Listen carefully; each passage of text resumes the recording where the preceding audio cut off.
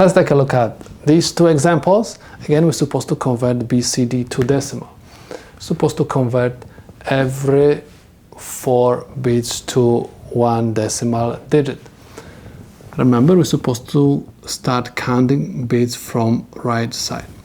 So I have 7, this is 8, this is binary 1, this is 0, and this is 9.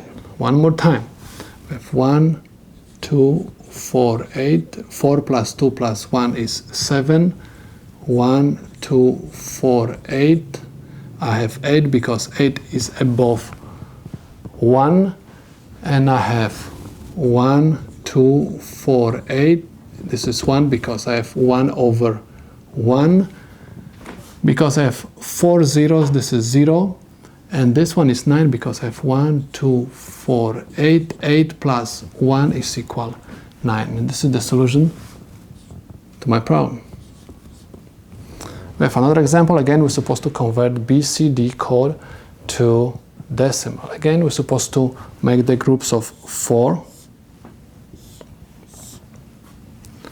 4 bits.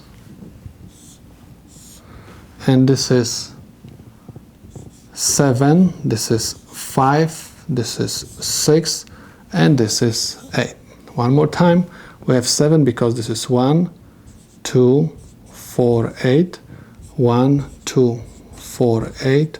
1, 2, 4, 8. 1, 2, 4, 8.